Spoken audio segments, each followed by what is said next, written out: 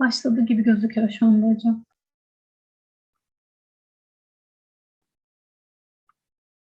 Hi, Jarret. We are live on YouTube for now, and we still have 1 minute to go. So you may enjoy your morning coffee within this. Thank you very much. I believe you will need. I've had my coffee. I'm ready to go. Okay then. How are you doing, by the way? I'm excellent. How are you? Rockstar. Thank you for the last 2 days. I feel very good because I received a certificate. Now I am a confirmed rock star. You are. Yeah, that's actually fun. there's a really fun backstory to that, talking about making academic integrity a little bit more real and a little bit more engaging, which we had struggled with here. So we started with in our testing center, the whole philosophy of students typically are very anxious when they come in to take a test, right? And so we offer them positive distractions, and we do that in artwork and in other ways. But yes, there it is.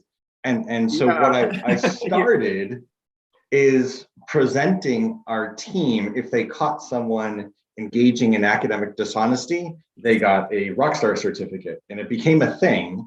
And we started it, if you're familiar with any like martial arts, karate or something like that, we made it into a belt system. So you start off at a white belt and all the way down to black belt. And we officially had our first Rockstar black belt in the office, but it worked twofold, right? Students would come in, they were anxious, but if they were considering cheating on a test, and they'd look around and they'd see all these certificates and they were like, wow, what, I see you're a rock star. Why are you a rock star? And the staff would say, I caught 7 people cheating. And then they'd quietly say, I think I need to go back to my locker and put something away. So it worked very well to engage with students, but also to share that, we were serious about academic integrity. And then the one, so that's a different color. The one I presented to you was an offshoot of that. And when a faculty member did something to increase academic honesty at the college, like maybe having a conversation with the student, my co-chair and I would send the faculty member that Rockstar award, and they come back, they come to the office, and they'd be like, "I'm a rock star. Thank you for acknowledging, that I talked to my student about academic dishonesty." So it worked very well. All right, there's my 1 minute. Yeah, this sounds brilliant. At first, I thought that you were just kidding. No, you're a real rock star. Okay, so I'm going to present it to our president to show as an evidence of my contribution. Okay, then, thank you. You're officially on my spreadsheet, but whether he appreciates that, I hope he does. Okay, I believe it's something just the opposite of tariffs. Tariffs are quite popular, I believe, in UK. I don't know whether you have any of them in the US. Probably not. I can coming to mind. Okay, I can send you a sample after this session. Maybe meanwhile, my students should be familiar with tariffs, and they can share the tariff plagiarism tariff in the chat box meanwhile. Okay, hi everyone. It is almost 6 p.m. here in Turkey. Is it 9 a.m. for you? It's 9. It's 9, perfect time for me. Thank you for joining me on such a late time on your end. So this is 9 a.m. for Jarret, and today we will talk about how to prevent plagiarism by developing students' academic writing skills.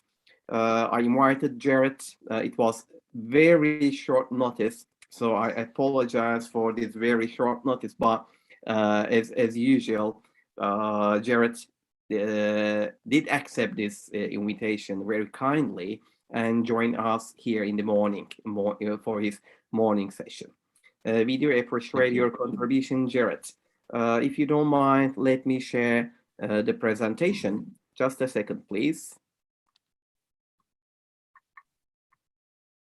Well, and I'd like to say while we're transitioning, it's my honor to be here, and it's an honor to be invited back. So thank you, Salim. Our pleasure. Okay, I'm sharing presentation and start the presentation mode. I hope everything is fine. Okay. Yes, then. This is the Academic Integrity Policies PhD course that we have at Çanakkale 18 Mart University. And as you know, we started this course last year, and this is the second year that we are running this course. And luckily, I have 8 students this semester, so I'm very happy. I feel very happy as I see the growing interest of my students towards the promotion of academic integrity. They promised me, Jarret, my students promised me to become academic integrity ambassadors at their universities. So I'm trying to do my best, and I am telling this all of my international colleagues, and they're also doing their best, contributing to their development of their understanding of academic integrity. That's why we are globally cooperating here, and we do appreciate your contribution as well. Okay, then today we have Jarret Dyer from the United States. He is test center administrator at the College of DuPage.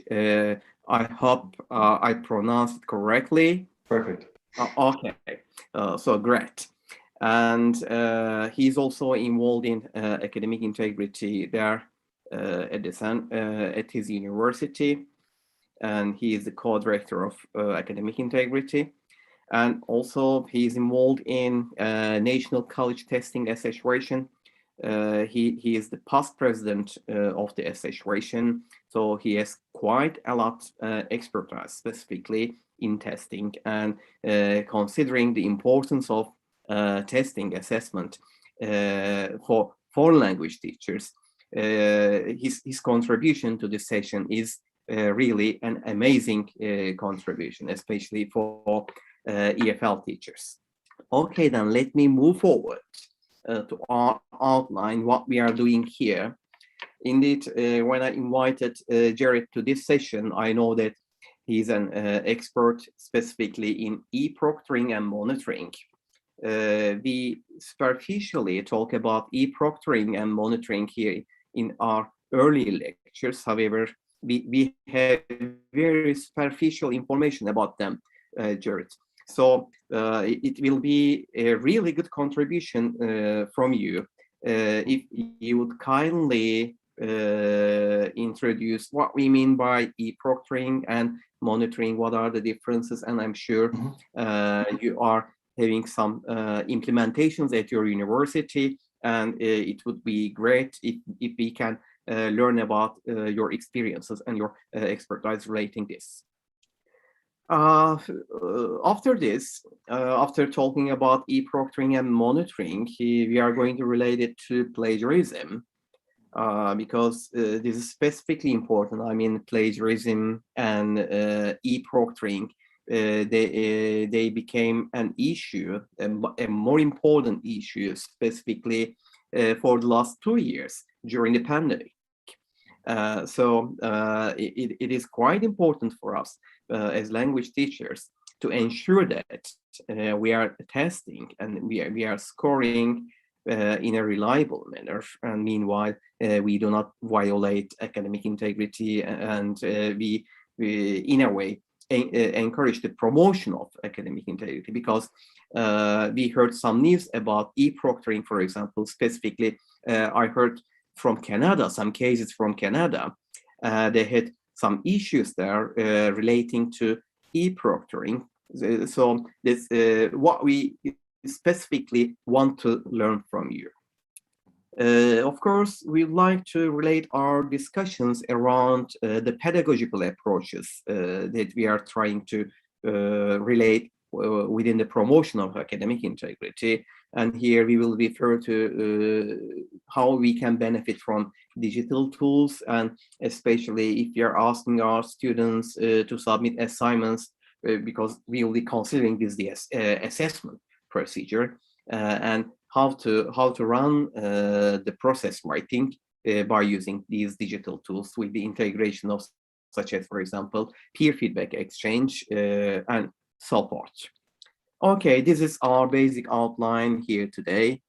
Let me move to the introduction of Jarret Dyer. Indeed, I already tried to give some basic information about him, but here you see some other details. Let's learn what these details are.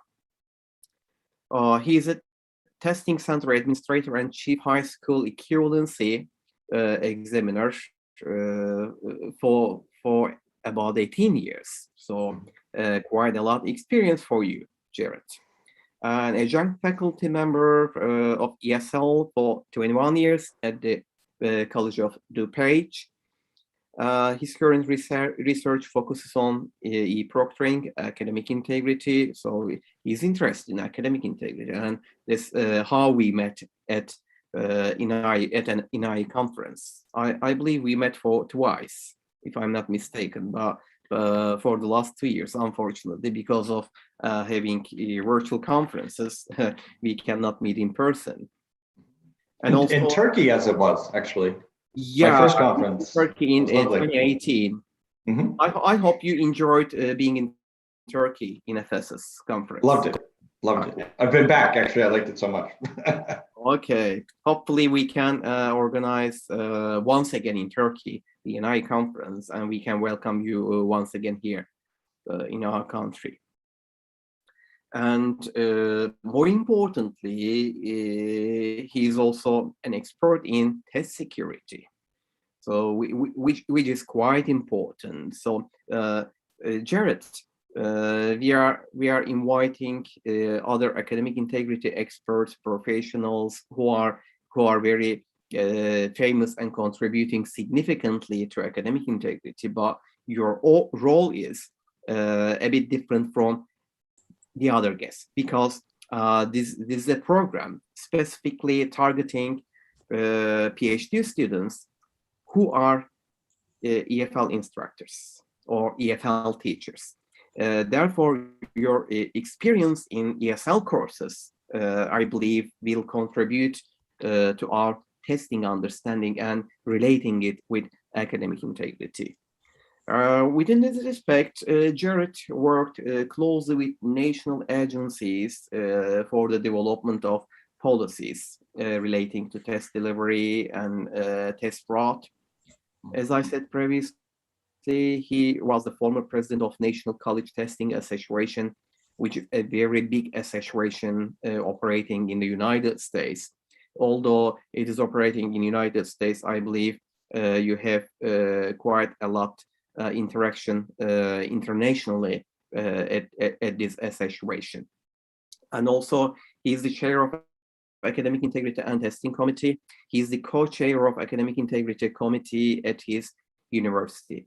And I'm proud to say he's a member of a working group, the Gamification on Academic Integrity, under European Network for Academic Integrity.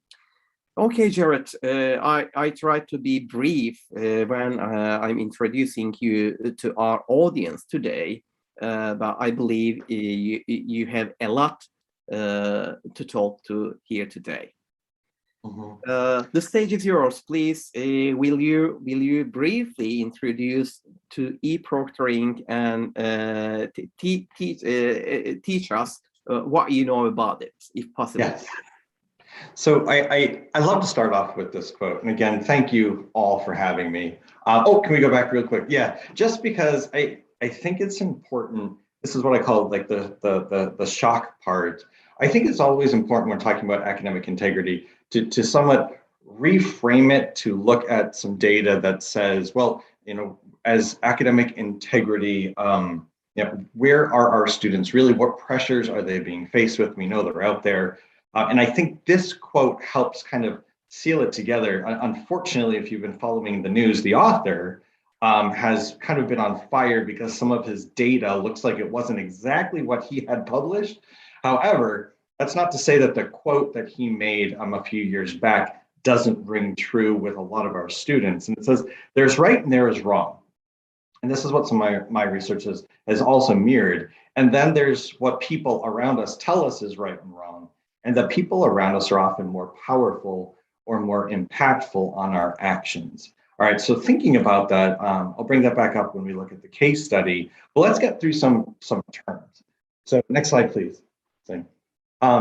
Going into the early months of 2020, there wasn't a lot as far as good terminology when it came to remote administration of tests. Actually, we're still, frankly, arguing about it because we've come so far during the lockdown. In the United States, so many of our assessments are proctored that when we went in the early start of the pandemic, we went very quickly into fully remote artificial intelligence-based proctoring, where I think a lot of the concerns have come out that we've seen in the news lately. So let's start breaking those apart. And these are new terms, frankly, that are currently in the final draft stage and will be published very soon. But e-proctoring or remote proctoring, I would like you to think of as what the digital version of what someone does in a classroom is. So it's a live, synchronous test administration with a human proctor working with human students. Next slide, please, Celine.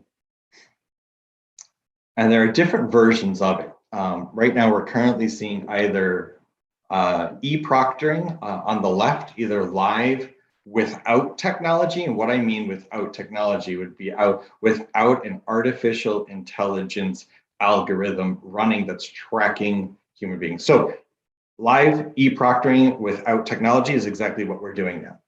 So if I was the proctor and you all were taking tests, this would be live e-proctoring. Now, with the advent of some excellent artificial intelligence, most companies now offer this same experience. However, with artificial intelligence that's running right here out of the webcam or out of the cell phone, that is then tracking movements. Now, why would you want that? Mostly because it works 24/7 and doesn't get distracted or sleep, right? So if a student, unfortunately, were to engage in an academic dishonest activity, like taking out a cell phone and looking something up on Google, or if they had notes located down here below their keyboard, that artificial intelligence would really do no more or no less than to trigger a flag to let the proctor know that something just happened. And then the proctor would be able to either make that student bigger, ask them to take their camera up and kind of, look around their PC to see if there are notes, something of that nature. That's mostly what didn't happen in the last 20 months. The whole world went remote. There literally were not enough proctors around. So most universities got sold a monitoring solution. And frankly, it's not the best. Research shows that it's slightly better than an unproctored test, but it can actually be worse for a couple of reasons, and I'll share those now. So monitoring could be record only, where I literally would leave and I'd take a video of you. And if for some reason the test came back and the scores didn't ring true with previous scores, I'd review the video. It could be with human launch, which is to say, like an introduction. The proctor comes on, says hello to you, checks your ID, and then leaves, and the entire session is just recorded. With human review would be, again, a recording with artificial intelligence where a third party, an individual, someone who doesn't work for the university but works for the company, reviews the video to see if there are any false positives, false negatives, or activity that happened. And what I mean by that is somebody could cough like that, and the software would indicate that potentially they're cheating, right? Because they heard a sound and they're not supposed to be talking. So the human review would allow somebody to come in and to go through that. Let me stop there for a second. Any idea why companies would offer a third-party human review when we could do it ourselves? Let me ask all of you, and you might be in this situation already, but if you were to come to work on Monday and there are 30 students and all of them took a 2-hour test, it becomes overwhelming to go back and physically review all of that footage, even if the artificial intelligence has given you some timestamps to look at. The research shows that only 10% of these monitored video feeds actually get looked at. And that's when I initially had said that monitoring can actually lead to more academically dishonest behavior when students find out that they simply aren't getting called out for their behaviors. They say, hey, no, man, I used my cell phone and I looked up all my answers on Google, or I called my friend and I was talking to them, and my faculty member never called me out on it. That becomes a problem. And so the last part with technology assistance, again, that is using the artificial intelligence to mark behaviors that it's programmed to see. So let me stop there for a second before we go on to the next. Are there any questions on the differences between proctoring and monitoring? Is this something that you have discussed, or is this relatively new? Oh, thank you for the clarification, Jarret. It helped us a lot to understand how e-proctoring and monitoring are working in process. Indeed, we haven't studied these two terminologies in detailed manner. So it's the first time we are becoming aware of the differences and similarities. But to my understanding, what you are trying to do is, you said that you invite some other people out of the faculty to check the recordings, because otherwise it wouldn't be technically or in practice possible by the lecturer or the other human beings involved in the faculty to do it. It's quite similar to what happens when we deliver writing assignments. Okay, teachers or lecturers, we enjoy delivering assignments, but what happens when we do not read them, when we do not provide feedback to students? Okay, we give the assignment, we leave the students alone, they go and check on the internet, paste it, and then simply by plagiarizing, submit their assignment, and the teacher does not care, and then the student gets the score. And then what happens? We encourage plagiarism, because we give the credit to plagiarizers. So it is quite similar to what you explained here. If we do not pay attention to the cheaters, if we do not check the recordings, for example, then it would become an issue. At this point, I just wonder whether there are regulations, because somewhat there are some concerns about the privacy of the students. Whether there are any regulations in the United States about this issue. Maybe you will talk about this later, or no, I think this is if you like. This is a perfect time to talk about it, specifically because there are not. And one of the projects that I'm working on with NCTA, who we've mentioned, but also the Association of Test Publishers, who works more as a trade organization for the large publishing and assessment companies, is the fact that we don't have standards, and we need standards before we can really have regulations. So that's in process. Hopefully by this time next year, we will have standards so that every remote proctoring company and every university that perhaps might do it themselves has a benchmark and an example of what is appropriate to do and what is not appropriate to do.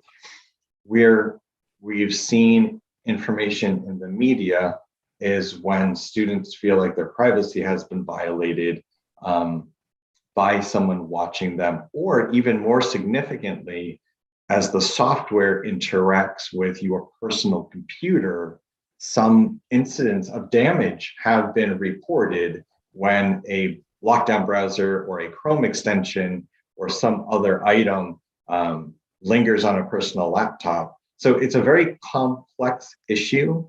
I think what will be happening more as under the Europeans GDPR laws, they are expanding more into the arena of what a artificial intelligence is allowed to do and who can control it. For most of the monitoring solution that are out there, there's not a human driving the artificial intelligence, which is running somewhat counter grain to the laws that are coming out.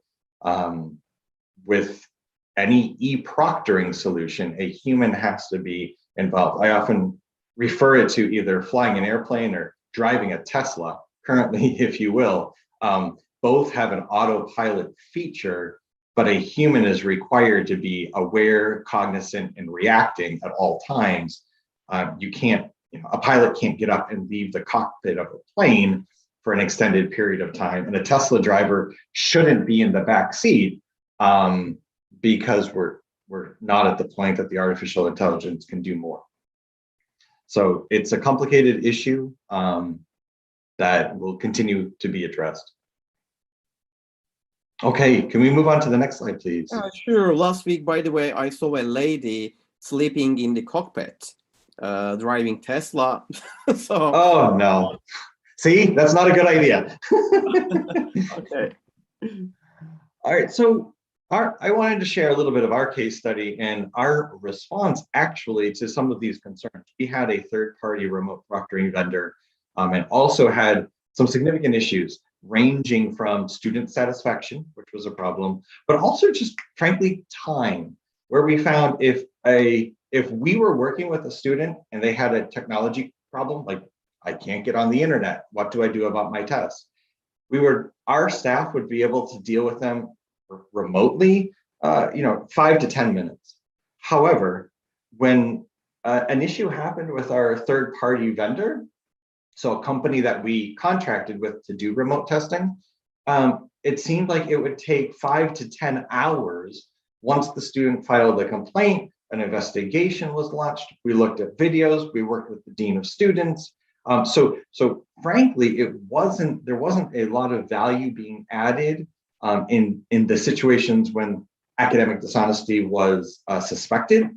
So we launched our own virtual testing center. So what that means is we have now moving forward, we have a physical testing center students can come in, and we have a virtual testing center, which is the name going forward. So the student can log in and request to take a test pretty much any time that is available, and they would do it via Zoom from home. Through the pandemic, when we went into lockdown, we ended up remotely administering 22,000 exams during the first 18 months of the pandemic using this modality, and students used their cell phones to be proctored, which frankly, we thought would be an issue with our student population. It turns out having a working, functioning laptop often was more of an issue for some students than actually having a cell phone. Cell phones were ubiquitous, they're everywhere, and they were the best means to be able to work with students. And there's a security issue that I really am keen on with using a cell phone as well. Let's look at two pictures. So then can we go forward, please? Yes, sure, please. By the way, let me ask you a question. This center, will you plan to use it after the pandemic or only for pandemic? So it's interesting. Again, I like to use the analogy of movies, right? We have multiple modalities going forward. We're going to be going to the movie theater and you can stream it live at home. It's the same thing with testing. I think you'll be going to a testing center, or you can do it from your own home in your pajamas going forward. We have no plans to not have a virtual testing center. And for us, it's an accreditation alignment. We have students that are taking fully virtual classes, and a student taking fully virtual classes should have the ability to test remotely. Also, the big silver lining that we have seen are the number of students that have a documented accommodation for testing that have been better suited in a remote environment than having to come to campus. So for all of those reasons, we'll go forward. I was hoping this would make you laugh at about 6:30 at night your time. Why do I show this? Because this is a great picture, of what a webcam on a laptop shows you. Now, you've all administered tests. You've all, worked with students. What does this tell you? Like, you can't see anything. You don't know what their hands are doing. You don't know what they're looking at. It's not a practical view from a test security perspective. So for us, if we could go to the next slide, please, Celine.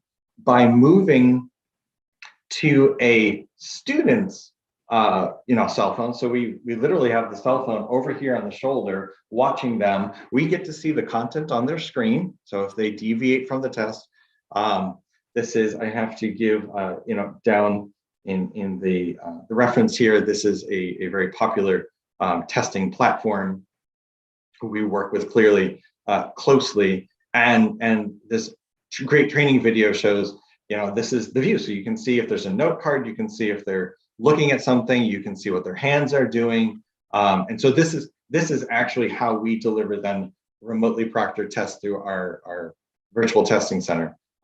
Multiple proctors for privacy, when we do require that students show their ID, so we can do an identity match, but we do that in a breakout room.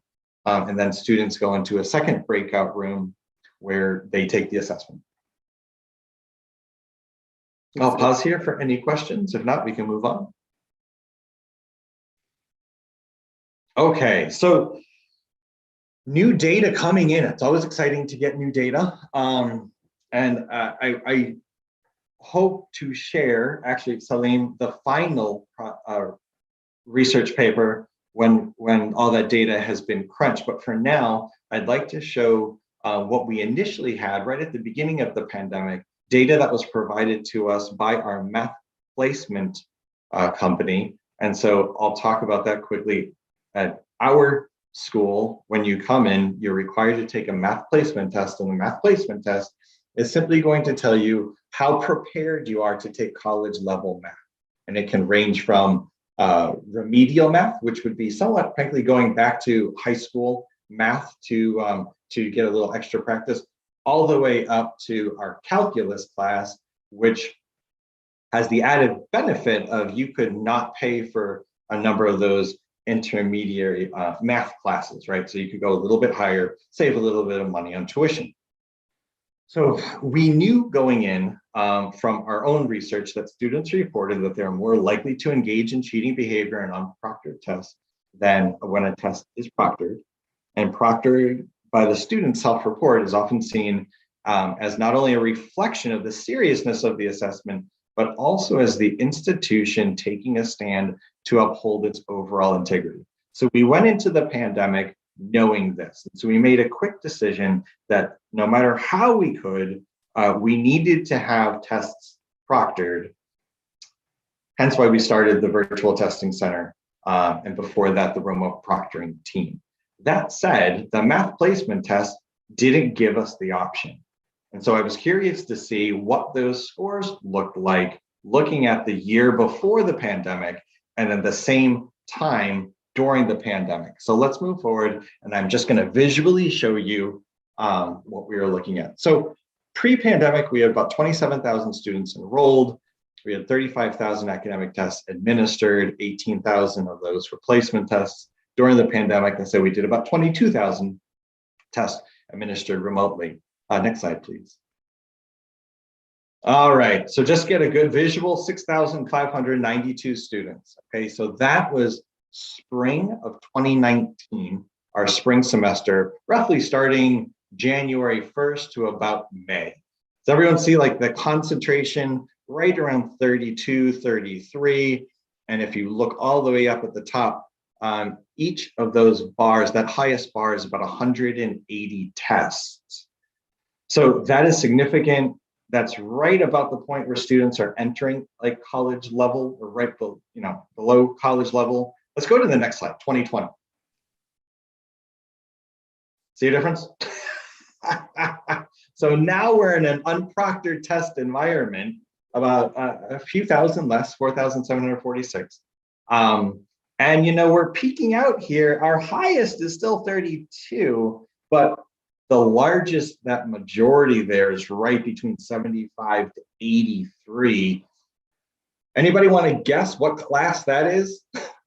So if a student gets that score, they can go pretty much straight through all the other math classes to calculus. Now, we can make a lot of different, we can have a lot of discussions here, right? Did we suddenly become the most popular institution of higher ed in Illinois and we attracted all of the best students? It's possible. I think it's unlikely, but it's possible. The current research that we just got approval for is going to be now tracking that group of students and actually seeing if their outcomes were reflective of that score or if they struggled in the classes that they then enrolled in. So that will be forthcoming in our next research project. But if next page, please. What I find to be very interesting is, so I put them to scale and put them next to each other, because if you actually notice the 2020 data, the graph, the axis only goes up to 90, where the 2019 actually went to 180. There were just more instances in that 32 to 33 area. So that puts a little bit more perspective. So again, this is in 2020 where students were allowed to take the test without a proctor at home. They said, we told them they weren't allowed to use materials. That looks very unlikely looking at this data. And so this then was very impactful for us to go forward and just use it as a visual, right? We're not saying that we know everything about everything with this, but we do think that it clearly suggests the need for proctors going forward, and hence why we got support for the virtual testing center, and then to continue to grow our testing process as well. All right, next slide, please, Salim. Yeah, so that's the two problem areas right there. Okay, so why did we talk about all of this proctoring? You've done it before. Well, as Salim, you mentioned, there's strong correlations, right, between academic dishonesty, both on tests and cheating on papers, and they're also somewhat localized, right? There are definite parts of the world where plagiarism seems to be much higher than cheating on tests, and then other parts where cheating on tests is much higher than plagiarism. Clearly from this, and I think from what I shared, so plagiarism is obviously an issue, but cheating on tests is a much bigger issue in institutes of higher ed throughout the United States. It's one of the things that we talk about a lot more than just plagiarism. But when we work with colleagues at ENI, it seems to be the opposite, right? There's a lot more discussion and research into plagiarism and text matching software than there is to proctoring tests. But they really go hand in hand, and it's really important to remember that. So as we continue to talk now about building strong pedagogical approaches to avoid plagiarism, we'll keep this in the back of our minds. Thank you, Jarret. Really amazing, at least for me, because I wouldn't consider myself knowledgeable enough about e-proctoring, and here as one of the prominent researchers and practitioners of e-proctoring and monitoring, you gave us quite clear instructions with some useful strategies what to pay attention here. This is amazing, and you're right. Cheating on exam is an issue, and we in this course previously talked about some common types of academic misconduct, specifically from students' perspectives. We identified them as, for example, cheating on examination, plagiarism, contract cheating, and collusion. These we considered these four main academic misconduct types specifically relating to students. When we check these academic misconduct types, we try to understand whether they are deliberate actions or accidental actions. Okay, if we are talking about cheating on exam, I believe there is no chances for accidental cheating. Teacher, I'm sorry, I cheated, but it was an accident. I believe it wouldn't work. But when it comes to plagiarism, this time, things change. I mean, for example, plagiarism may happen accidentally or deliberately. Specifically, if you are talking about, for example, first-year university students, and if they have no experience in academic writing, no previous experience in academic writing, and if they are submitting their very first assignments, then there might be the chances for these students to plagiarize. Indeed, maybe for the very first trials, we wouldn't consider them as plagiarism. Instead, we will see them as patch writing. So these are indicators of their progress in writing.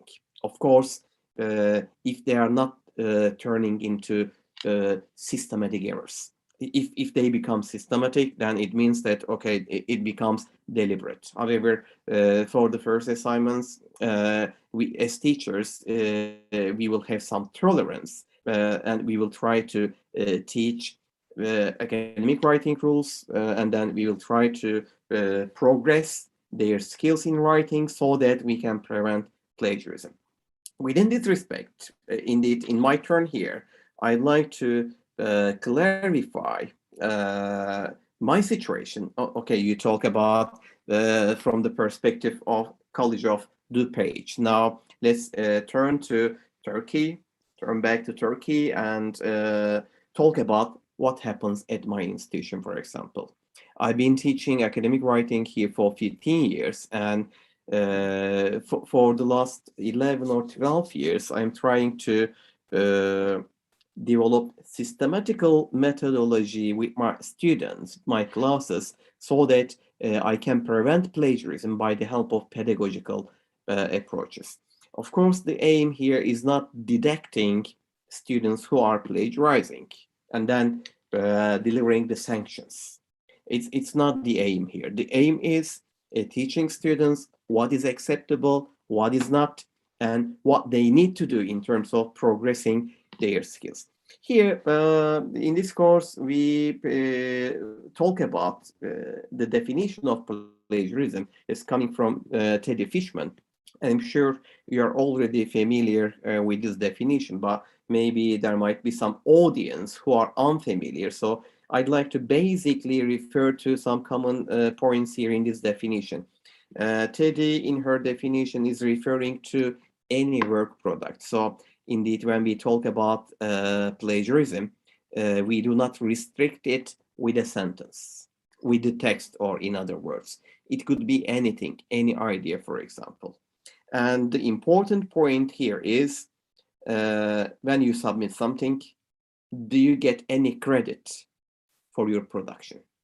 If you get the credit, then you are not allowed to get additional credit with the same work.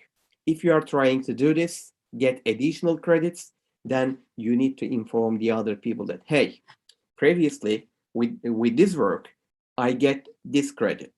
Now I am applying to get additional credit with my same work or with my improved work. So if you inform and if you get a consent, then this could be questionable. Then you can negotiate it with your instructors, or if you are sending a manuscript to a journal, for example, you can negotiate it with the editor. However, if you do this without the knowledge of lecturer or the editor, then it means that you are plagiarizing.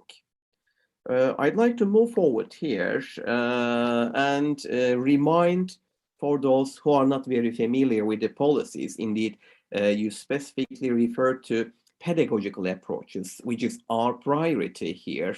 We are not police officers, so we do not give the priority to the detection of academic misconduct. We do not give priority to the sanctions, to our reactions against plagiarizers or cheaters, but we would like to prevent any type of academic misconduct before it happens.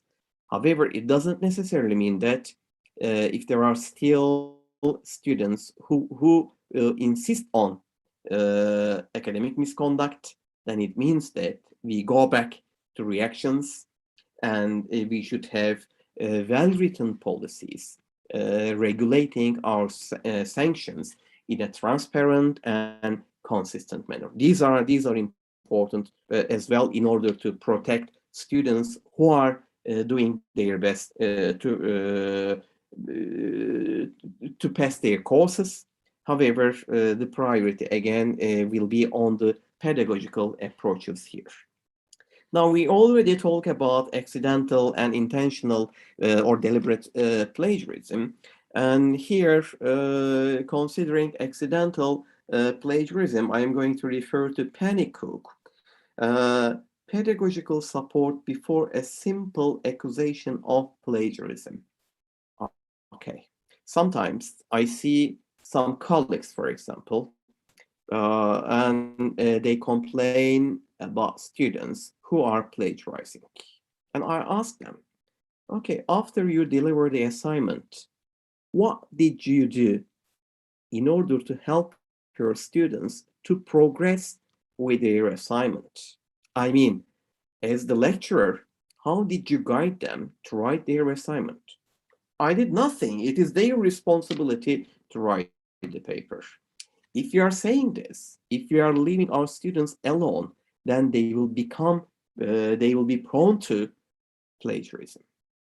If we want to prevent plagiarism, it means that as lecturers, we need to do our best. And as administrators, we need to provide best opportunities for our students and also teachers in terms of preventing such accidental plagiarism. And here I'm repeating it, patch writing could be considered especially for novice academic authors as a step indicating their development in academic writing, as long as it doesn't become systematic. And regarding intentional plagiarism, I'm referring to Pecorari this time, and she says that it may not be considered only as an ethical issue. And also, she presents some findings from previous research, and from this previous research, we learned that students may change over time. Suppose, for example, here is a plagiarizer student. When the plagiarizer becomes, let's say, the plagiarizer is asked to submit assignments in a foreign language, and later, when the student becomes better in the target language, the student may change. So a plagiarizer become a good student. Therefore, we need to think about this. Of course, we need good regulations, but also we shouldn't consider any academic misconduct only as an ethical issue. We need to benefit from pedagogical approaches here. Especially in Turkey, we do not have quite a lot international students compared to United States. But in United States, you are welcoming international students from all over the world. And especially, there might be some bias regarding international students, specifically, for example, students specifically who are coming from China, let's say, for example. Oh, if the student is coming from China, he or she might be prone to plagiarism. Or if there is any student coming from Turkey, because of language proficiency, lack of language proficiency, the student may plagiarize. So we need to consider the impact of target language, especially if it is the foreign language here. And also, we need to consider cultural differences, any probable cultural differences. When we welcome Teddy here, we already talk about cultural implications. And in some societies, for example, citations, citing the other works, might be culturally different compared to the Western societies.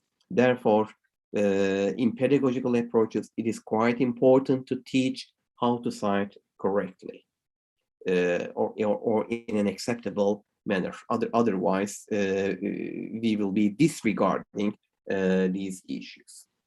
And it is quite important to benefit from digital tools. We have quite valuable digital tools, such as, for example, EndNote, Mendeley, in order to organize references, citations, and also Stavi. Jarret, I'm sure you are familiar with Stavi, which is not that popular compared to EndNote and Mendeley, but Stavi, they sponsored a few of our conferences.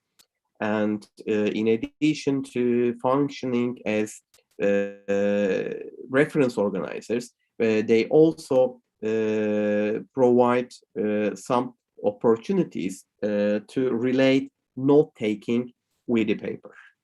So the tools like Stavi may encourage taking notes safely and turning these notes into your opinions, into your sentences when writing the papers. And also in the case of issues with vocabulary knowledge, for example, okay, sometimes international students may find it difficult to choose the correct word. So we can encourage our students to benefit from related corpuses. Here, for example, I provide the link for academic writing corpus. When they type the words there or their sentences there, they can find synonyms, and they can check the synonyms from the real sentences and understand. Or they can run readability analysis in order to understand the mechanics of their paper. Or more importantly, when we come to text matching software, indeed, we talk about text matching software in interpreting text matching software similarity reports last week.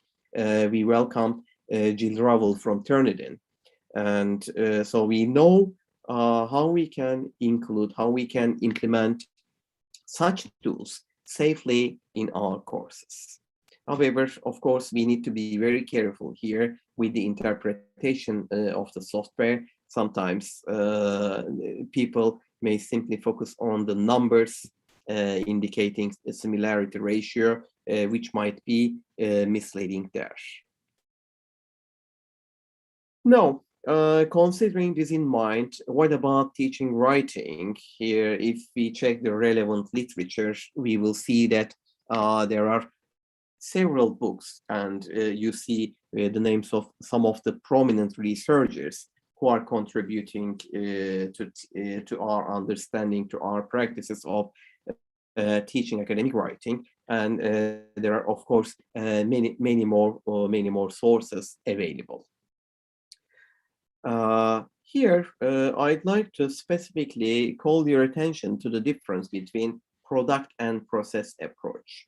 Okay, product approach could be an option specifically if you are working with beginners. I mean, let's say, for example, novice authors in academic writing. So in a more controlled manner. Let's say, for example, I'm teaching academic writing as a two-semester course. So for the first semester, I'd like to continue in a more controlled manner by delivering the sources myself, by giving the topic myself. So what I like to do in the first semester is practicing, increasing my students' practices with citation practices. But when it comes to the second semester, this time I give the priority to idea development. Now they know how to safely cite the other sources, so I give them the opportunity of writing a paper on their own, becoming independent authors. Here, when it comes to specifically process approach, we need to pay attention to revision assignments, and also the contribution of peer feedback. Of course, we'll be referring to scaffolding here, and the scaffolding might be coming from peers or someone else. But I believe enabling this option as default by the lecturers makes it easy and makes it under the control of the teacher. teacher. Otherwise, for example, if we think about scaffolding from parents or scaffolding from other people out of school, then do we encourage these students to cooperate, to contact with essay mills? So does scaffolding, does it come from essay mill companies? It might be the danger for us. For this reason, I would like to specifically encourage peer revision. Now, I'd like to specifically ask at this step our students' opinion.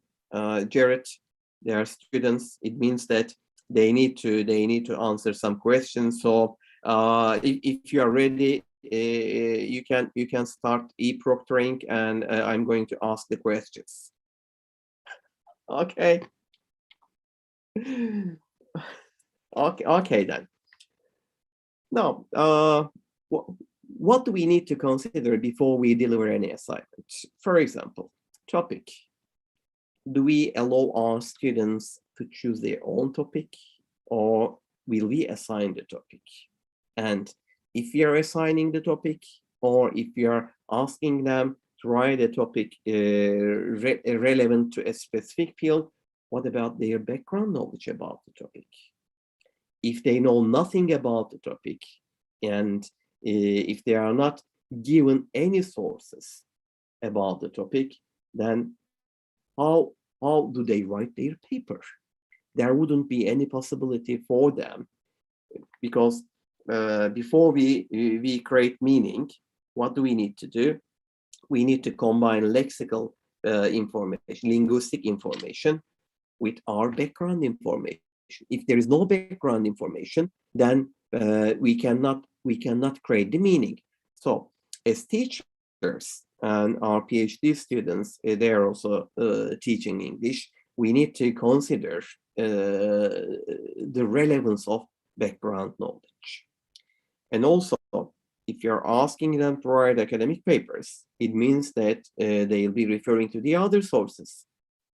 Where do these sources come from? As the lecturer, do I provide them, give them the sources that I find reliable, or do I encourage them to develop their library skills? Okay, you go to library or you search on the internet, you find reliable sources. Do not cite predatory publishers. So it means that as a teacher, I need to teach them how to discriminate legitimate publishers from illegitimate ones or from predatory ones. So as you see here, assigning the topic requires quite a lot of preparation by the teachers. As teachers, we need to think about all these issues before we deliver the assignment and act consistently throughout the procedure. And then what about the length of the paper? What about the duration? Is it doable? For example, if you are encouraging them for scaffolding, where does it come from? From the lecturer? Any feedback from the lecturer? Any peer feedback? If we allow them to exchange peer feedback, what is acceptable? We need to train them how to exchange peer feedback and how to evaluate the credibility of the peer feedback, because sometimes peer feedback might be misleading. So as you see, there are quite a lot of issues that we need to consider here. And here I'm referring to a keynote speech that Hamplins delivered at the symposium on second language writing in 2017, which was in Arizona. Process writing may not work if not planned and implemented carefully. Okay, we encourage teachers to follow the principles of process writing. However, if we do not think about these possible issues beforehand, then it wouldn't work. So this should be a warning to all writing teachers. Hocam, may I say something here? Yes, please. Yes, with all these courses, I'm so motivated to provide feedback my students in my process writing tasks. So here the thing you shared is really important for me because I couldn't plan very well. So I'm trying to give them feedback, but I'm so time limited. So okay, I'm trying to do my best and provide all my students feedback, but I couldn't plan it in advance, so I need to consider it again and again in my timing, actually. So I know the theory, but in practice, as you said, I should be really very well planned. Okay, so considering the practice, I would suggest two very valuable journals here. One of them is Elt Journal. You will find many articles. As you already know, Elt Journal specifically targets practitioners. So, and they publish quite a lot on teaching writing. So I believe you can get quite good ideas from the articles published there. And also the second journal is the journal of that's coming from the Symposium on Second Language Writing, the Journal of Second Language Writing. So they are doing a great job as well, but compared to Elt Journal, Elt Journal is more practitioner oriented, whereas Journal of Second Language Writing is research oriented. So if you'd like to learn about more current practices or theories, Journal of Second Language Writing could be an option for you. And also System, they are publishing quite a lot of papers on teaching writing. But here we need to be very careful. Maybe it could be a good opportunity for you to check journals specifically targeting Asian countries. Why do I tell this? Because Jarret, considering the number of students that we are teaching, for example, I'm teaching academic writing, and I have for every semester, I have for about 150 students enrolled in my class. This is an undergraduate class. It means that I'm supposed to be providing feedback to 150 students each semester. Considering my workload, this is one course that I teach. The second course, an MA course. I have another MA course and this PhD course. It means that I'm teaching 4 different courses. And I have some administrative roles. Considering all these workloads, it may become impossible for some lecturers to provide timely feedback, especially throughout the semester. So if you are teaching large classes, I'm teaching a class of 150 students. So we need to find alternative ways. Of course, teacher feedback is essential, but we may not provide weekly feedback to 150 students every week, I mean. So we need to find alternative ways to support teacher feedback here. That's why, for example, I developed anonymous multimediated writing model. When we check the colleagues in Europe or in the United States, we can see that they are teaching very small number of students. They have writing classes consisting of, let's say, for example, 15 students.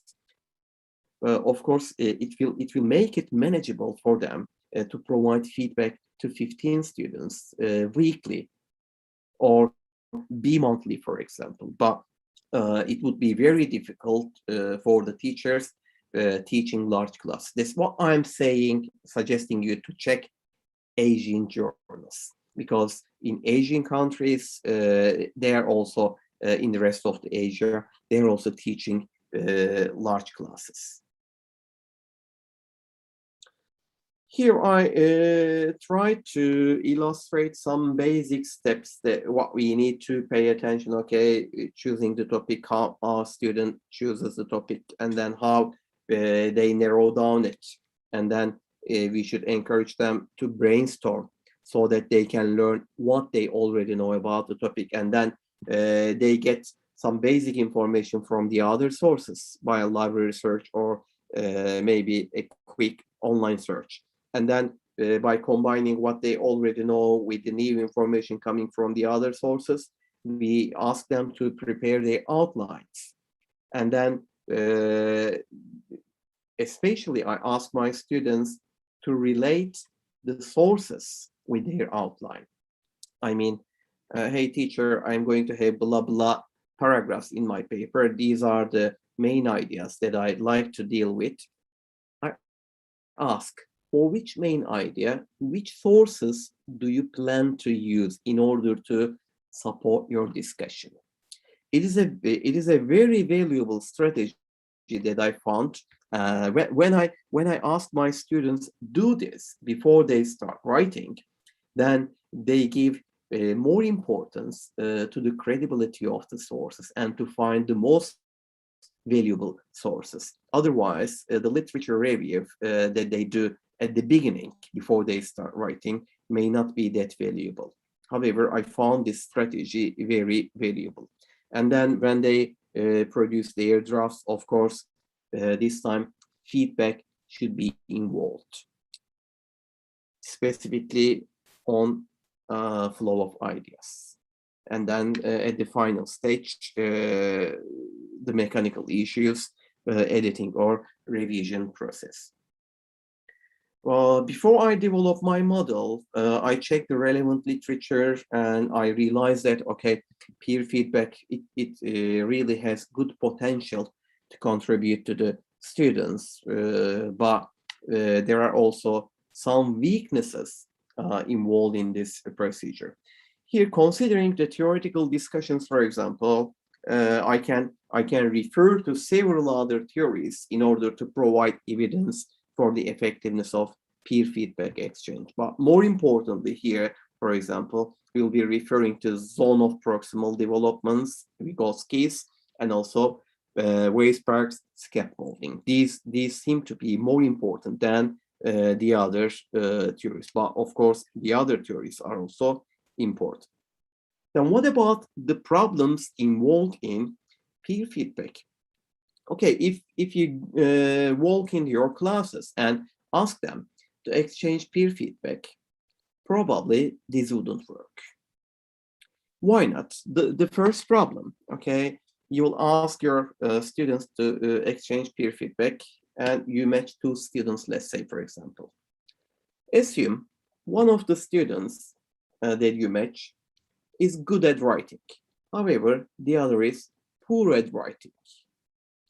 What do you think about the contribution of each student to each other's papers? Probably the poor student will receive high quality feedback from the good student. However, it will be just vice versa for the good student, because good student probably will not receive any high quality feedback from the poor one. So this is a problem. It means that the poor student probably will mislead the good student. And the other issue, considering their social interaction in the classroom, they might be reluctant to criticize each other.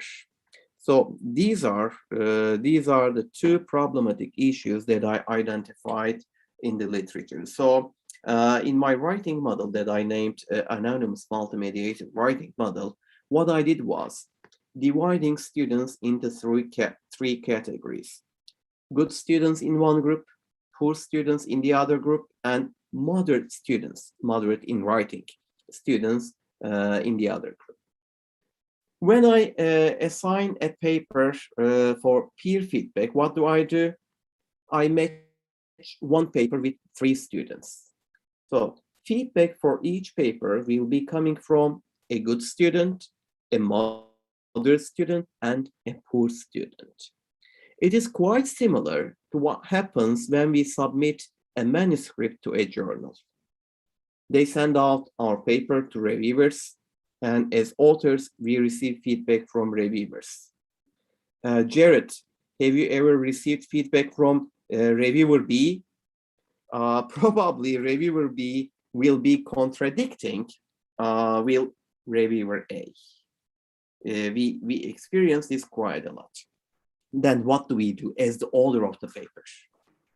We approach the feedback that we receive from the editor and the reviewers critically. We do not change everything that they suggest. So what we do is, okay, here's a reviewer from the feedback from the reviewer. Does this make sense? Maybe the reviewer misinterpreted the situation. So it is my responsibility as the author to take action by addressing the criticism there. Or if not relevant, then I write a response for this. I am not making any improvements, any changes because of blah, blah, blah. So this is what I ask my students to do. Okay, you receive the feedback, check the accuracy of the feedback. You have reference sources, you have your lecture notes. Now go back and check whether it is true or not. If you believe there is nothing wrong with your paper, considering the feedback, it means that you do nothing, but you write a response for this. So this is how the model works. In a way, it encourages my students for the development of metacognitive skills, for the development of self-regulation skills. And on the other hand, I'm working at the Department of English Language Teaching, which means that these students will become teachers. So from the other perspective, when they graduate, they will be teaching. They will be delivering writing assignments, and they will be providing feedback. So as a byproduct here, I am also teaching them how to provide effective feedback to their students in the future. So this is how the model works. And of course, as the lecturer, I am providing feedback, but also I am inviting my students to provide feedback to each other's papers in a balanced manner. And when we go back and check the relevant literature, we see that peer feedback exchange contributes to better development of the ideas in the paper. However, not only in terms of the feedback receivers. Giving feedback also contributes to the development of academic writing skills, which I found more important here.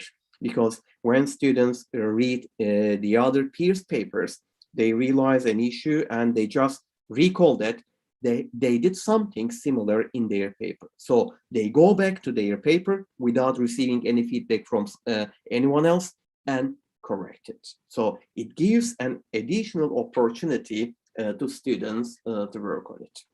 What I like with my model, Jarret, do you have any contribution at this point?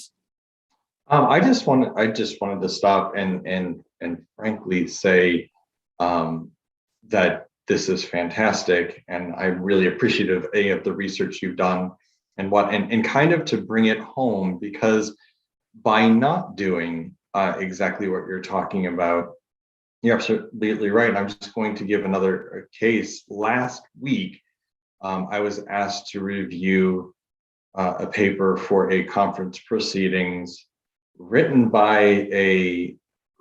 in English by a non-native English speaker. However, it was clear that this process hadn't happened because I had to reject the paper outright as it hadn't gone through their own internal final approval. There were too many mistakes, and it's clear that they didn't get any peer feedback before submitting it to the journal. So this process, even beyond our classrooms, is imperative for everyone who will be writing academic papers to go through and to remember the importance of this review process and this peer review. So thank you, Salim. Thank you, Jarret. It's quite important to receive feedback, high quality feedback, and then address the feedback accordingly. Indeed, feedback is the notion that discriminates predatory publishers from legitimate ones. If you are submitting a paper to a predatory publisher, it means that you don't receive any feedback. So there is no contribution to the development of your paper. So it means that they publish your paper as is, but probably there are some issues that need to be addressed before publishing. Now, as an expert in testing, I am moving to assessment aspect of my model here. So how we assess writing by using the model. Now, here I'm going to refer to basic issues regarding summative and dynamic assessment. And here, do we give priority to the organization of the ideas, or do we check learners' contribution throughout the whole process? These are the issues, just as a reminder that I am presenting here. And academic dishonesty and testing. Do you remember the guy here?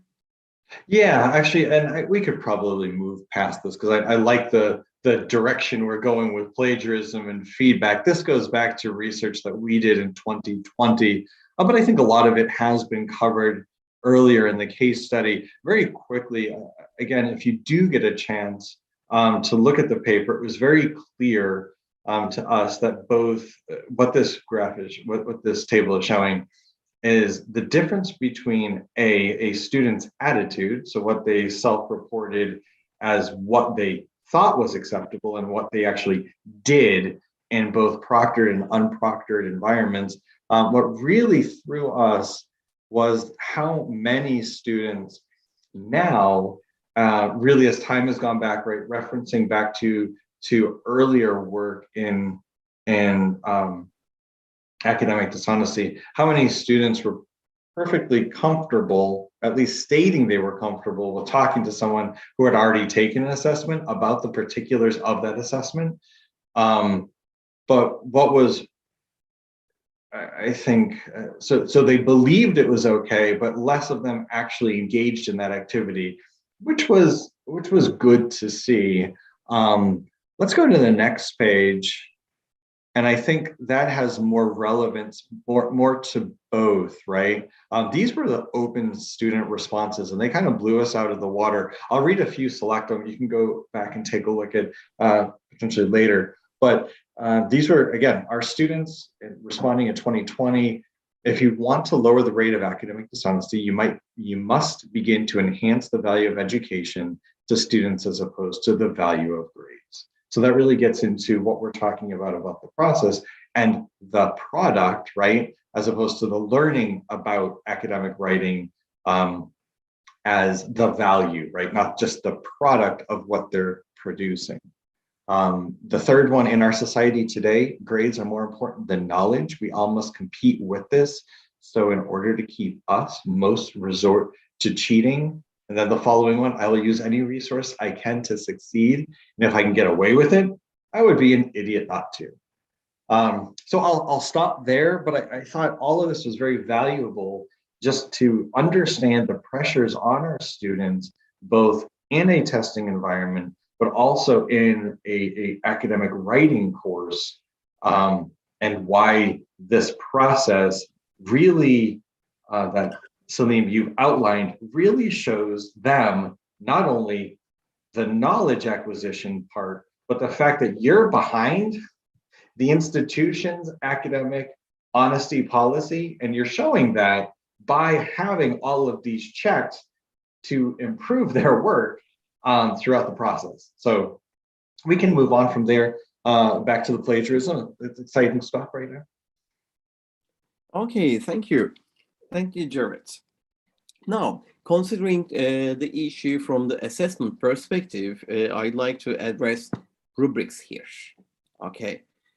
if we are delivering scores, assigning scores, it means that we will need a rubric. And the first thing that we need to check whether we have any institutional rubric to be used for the assessment. If we don't have such a rubric, then we will need to prepare or adapt an existing rubric. This is quite important. And if there are if there is more than one rater, it is quite important to ensure the understanding is quite similar for multiple raters. So rater training here is quite important. Otherwise, the scores that are assigned by different raters will not correlate with each other. This is important. However, the important issue here regarding the use of rubric, I don't use my rubric only for assessment purposes. Instead, I use it as an opportunity for a learning tool in my classes. I use my own rubric. I developed it, and after I deliver the assignment, I introduce my rubric to my students. By using previous assignments, I teach them how I assign scores. And then when it comes to peer feedback, I give the rubric to my students. I manage the complete process by using Turnitin, so it makes it easy. I just create my rubric there and then ask my students to use the rubric when they are delivering their feedback. So it means that they will be using the rubric, the items in the rubric, as a learning tool. So it is not an assessment tool that comes at the end of the semester. Indeed, they progress with this rubric at every step of their assignment. So I believe it is another good contribution here. Here you see some samples. I'm not going to spend much time on these samples here. So these are representing the feedback that students are providing to each other. Of course, some provide more feedback, some provide misleading feedback, some provide almost no feedback. This is quite normal considering their capability. Okay. Throughout the semester, I ask my students to write a paper and then to provide feedback. What about their scores at the end of the semester? In traditional classes, in traditional writing classes, the student score will be coming from their production. What do they produce? They produce the essay. So the essay will be the base for their assessment. However, in my model, I pay attention to students' portfolio. Here, for example, they are submitting several drafts throughout the semester, including self-feedback, peer feedback, and then revision assignments, and then reflection papers, and so forth. So when it comes to scoring, I check all the portfolio before I deliver the scores. However, apart from scoring the students' written assignments, I also score the feedback that they deliver to their peers. This is important because when I ask my students to deliver peer feedback, it means that they spend time to do this. If they spend time as a teacher, I need to appreciate their time. So in my courses, usually I consider the contribution of peer feedback as midterm examination, and I consider their written paper as a final examination, contributing to final examination, and combine them to each other. So the score indeed comes from both their capability of providing effective feedback in addition to writing the paper, so it will be a combination. This is the rubric, for example, that I am using on purpose. I have 50 items here. These are all dealing with the issues involved in academic writing. And here, specifically, In my scale, I have 3 indicators: poor, acceptable, excellent.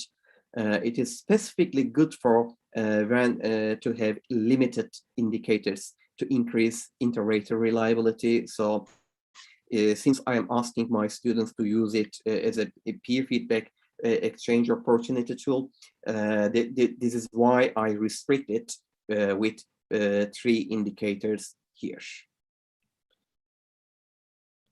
Okay, I'm just skipping. These are different steps of writing. And here you see feedback coming from a good student, feedback coming from, of course, moderate and poor student will indicate some significant differences. For example, a weak learner probably will not accentuate the items involved in the rubric with the text itself. So you see no highlights, no additional feedback on the text here, differentiating weak learners from poor or moderate, good or moderate learners. Here, for example, 60% of the final score in terms of assessment is coming from the written paper, 30% coming from the peers, peer feedback, and 10% will be coming from self-feedback if I ask them to deliver self-feedback, of course. Okay, then the question is, where are we? Indeed, again, I'm referring back to Hamblian's keynote speech that was delivered at the Symposium on Second Language Writing in 2017. And here is the photo that I took at that session. Here, teaching writing, assessing writing, and we place feedback as our intervening value here in between moderating, teaching, and assessing together. And if we do not relate teaching practices, our teaching practices with assessment practices with reference to feedback, then probably it will be very difficult for us to relate teaching with assessment practices. Here are my concluding remarks, and then I'm going to turn back to you, Jarret. As we said previously, plagiarism not only an ethical issue, and here we need to be careful about our institutional policies. And we said we need preventive policies, giving priority to having pedagogical approaches for the prevention of academic misconduct. Mainly, we focused here today for the prevention of cheating and plagiarism. But simply deductive or reactive approaches will not work properly. Okay, then. So if we have time, I would actually like to just share 2 things, and hopefully they will make you laugh or maybe make you cringe. But the reason that I brought these, I thought they were a good way to close on a positive note, but also I think they're very powerful. So these are 2 videos that our academic integrity team went to our students, and we asked them what they thought about academic integrity and how they would like to portray that. So these are 100% student made from College of DuPage. And they reflect 2 very different approaches, Salim, to your last comment about being fully on the detective side and penalizing students. Again, this is from their perspective, right? Their thought about how they may feel that their faculty member is going to approach them if they get caught. And then the second one is a much more balanced approach, looking at bringing the learning process into it. So if we have time, I think they're less than 1 minute. This one hopefully will make you laugh. But again, it's important to think that this is the creation of a student, their thought about how the plagiarism kind of plays out in their mind. So if you wouldn't mind playing. Sorry? Yeah, sure. Don't worry about timing. We still have time. Indeed, we don't have Perfect. any limitations considering time. So feel Excellent. free to use it as you wish.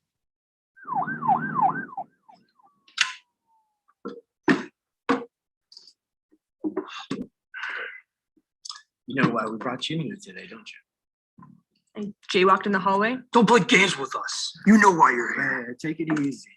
You don't cooperate with us, aren't you? Yeah, I didn't do anything wrong. You sure about that? You see, our system flagged this. Your class claimed it as your own.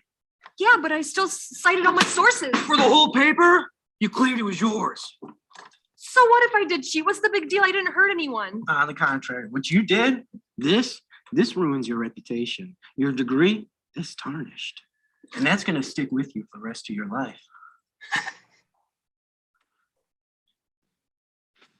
So that's our academic integrity slogan. We are the chaparrals, or chaps for short. So chaps don't cheat. Also a student derived logo for them. So clearly not what you want to do, but I've always impressed with how the students came up with this idea. And they said sometimes it's terrifying to talk to our faculty members. Like I see them in this light. So that became kind of a turning point in our conversations with our faculty, again, about speaking more with them during this process and in the feedback process, so they don't have this Anything wrong? police-like About that? process. All right, can we do the second one? System flagged. Yeah, I do. Oh, indeed, Your class it gives me some claimed it good as your own. idea about. Yeah, but I still Just a cited all my second. sources. For the whole paper, you claimed it was yours. So what if I did cheat? What's the big deal? I didn't hurt anyone. On the contrary, what you did, this. I'm just trying to stop the the first one. Just a second. Indeed, it gave me some good idea about our center. We have Center for Academic Integrity, and we have a student board there.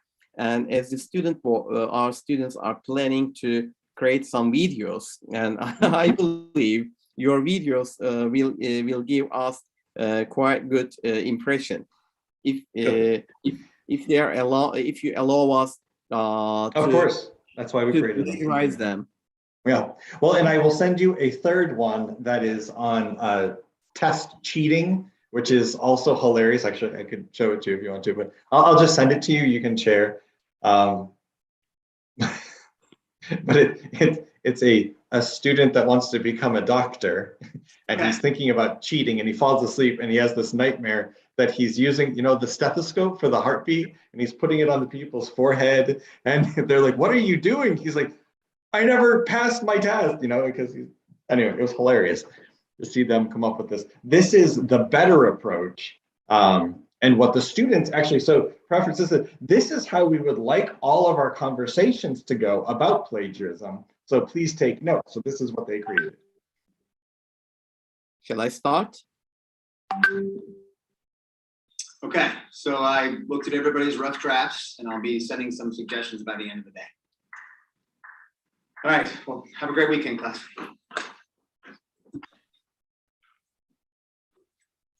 Jeff, please.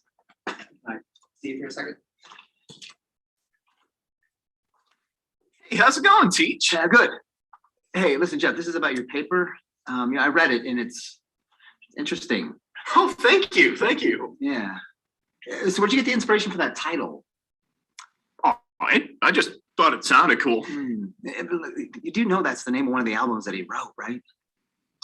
No, that's interesting. That's interesting. Yeah, really interesting. Yeah. So where'd you get your sources? There's sources in there. Yeah, There's sources in there. There are. There's some sources in there. There's some other stuff too, if you catch my drift. Hey, listen, just, remember that the college has a really strict policy on plagiarism, all right? They do. So do me a favor and get that thing right before you turn in the final project on Monday, okay? Yeah. Okay. Have a good weekend. Thanks. You too.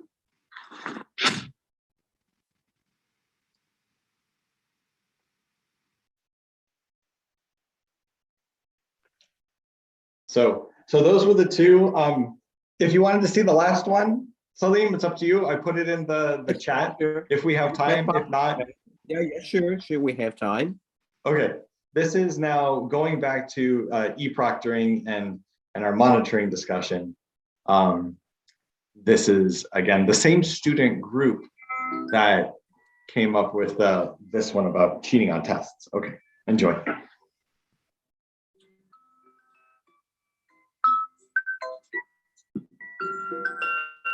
Oh, I don't think we can see it.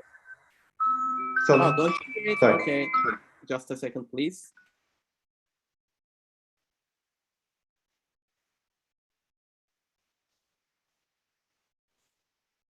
Sorry, I'm just going to start it from the beginning. Yeah.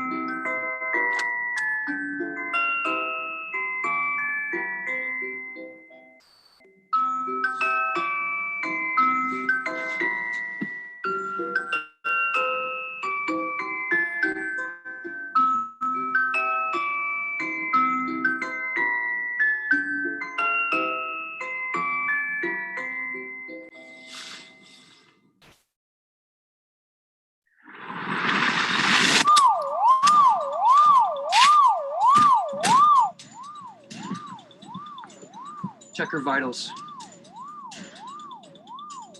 I don't hear a pulse. We should shock her.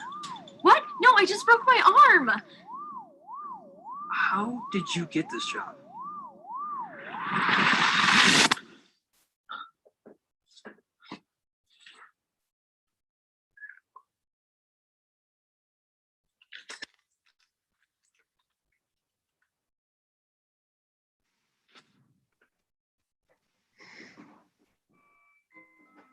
Very good. Well, thanks for enjoying those with me. Again, as you can see, I clearly like watching them every time we go through.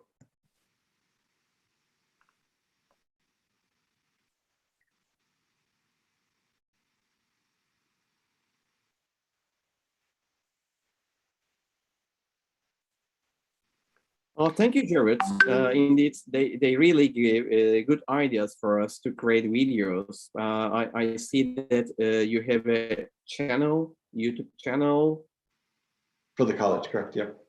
Yeah, for the college. So we are going Yep. to subscribe to your channel and see what's and going on there. Take And them. We are going, Take them. to share the links and create maybe some video list for our students. Okay. Thank you. Thank you for the promotion of your materials. Really enjoyed them. So I have a question going back to plagiarism for all of you, if that would be acceptable at this time.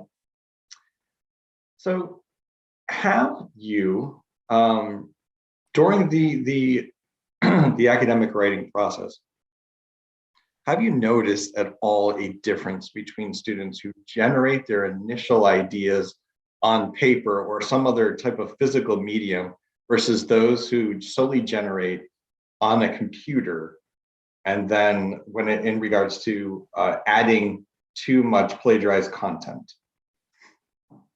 And I'll give you a little bit of background to that question as from this perspective. So I teach advanced ESL, which would be pre-academic writing this semester, right? So they are about to graduate into academic writing and really start, you know, that process of writing. But what I've been noticing, especially that we've been working remotely for so long on computers, that the students that are doing the initial brainstorming, generation of ideas, even linking their main outlines with research, that are doing it on paper are generating more of their own content than students who are going directly and generating initially all on a computer because it's so easy to copy and paste, patch write, etc.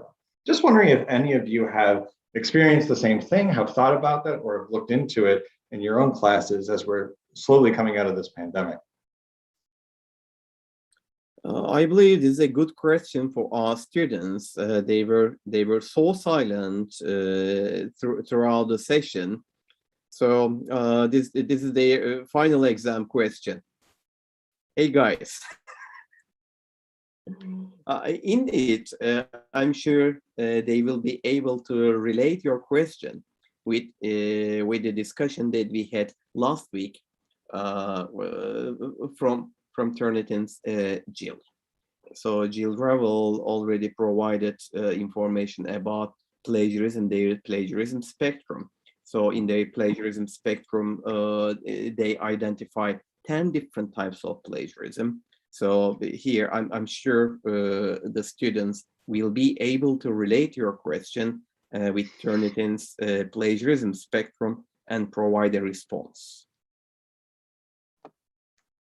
I think they're even brainstorming on computer. So like they're brainstorming on computer, and I'm not sure because I'm not using Turnitin, but I'm sure that there are some pitch writings and or collisions or any type of plagiarism because I know the levels of my students and I see the product, and I can even imagine them to work on computer with the very beginning of the assignment actually.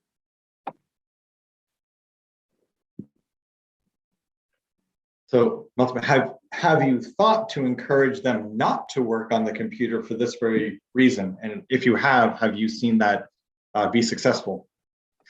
We were emergency teaching last semester, so I couldn't do much actually because we didn't have even consulting hours. But today, in my face-to-face classes, in advance, I'm trying to brainstorm them in the class, not as a homework, so I can see their initial ideas, then I can link them their assignments and their very first ideas, and I try to see the connection. Interesting. Anyone else? So then this sounds like a very good paper to be forthcoming. Jarret, in my classes, for example, when I ask them to choose the topic, I give them usually 4 weeks to do this. So they will be working on choosing the topic for 4 weeks. Reading, I specifically encourage my students to read several issues in the last years from Elt Journal, only from the Elt Journal, because it doesn't work when you ask students to read a paper from system, for example. It would be too challenging and demotivating them from reading academic papers. So I simply suggest them to read papers from Elt Journal, and then I give them a few handbooks, and they check the topics from these handbooks, and some work, and come to the classroom with some initial ideas. And then I have a discussion with my students in the classroom. This is a general discussion, providing feedback to each of the topic that they are suggesting, and then I ask them to prepare their outlines. So in a way, I try to control the development of the topic, how they narrow down the topic and how they choose the topic, because if they are not familiar with academic writing, probably they won't be able to write very first writing what is doable or not. So I try to help them to decide this. Indeed, I use this as a precaution against contract cheating. If you deliver feedback to your students, and if you question them, then you can understand whether they are working themselves on their papers or whether they are presenting someone else's work to you.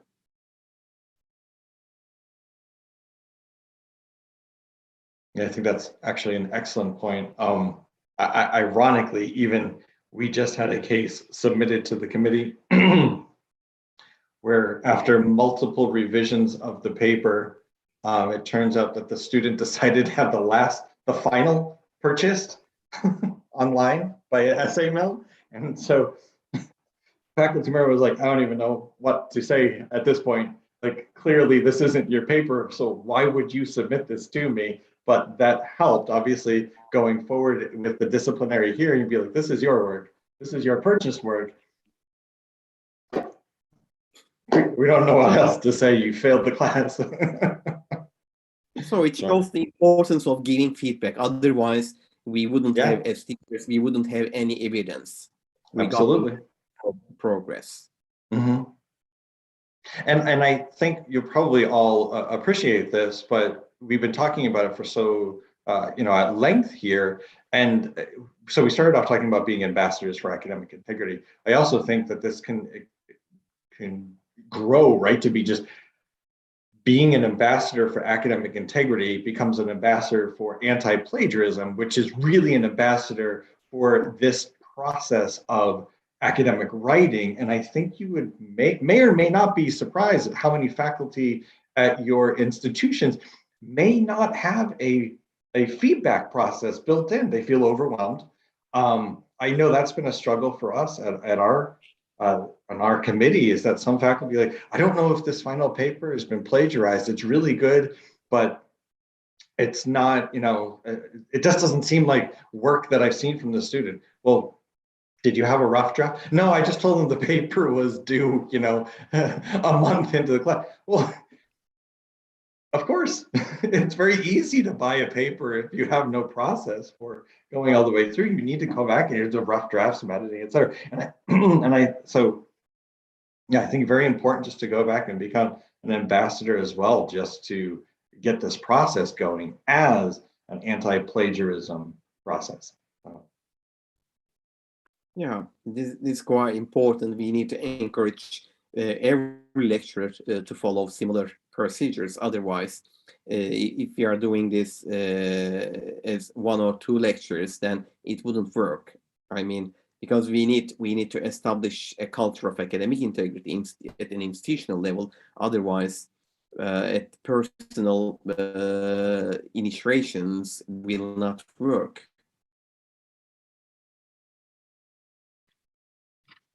Hey guys, do you enjoy the session? Yes, so much. They are so silent today, Jarret.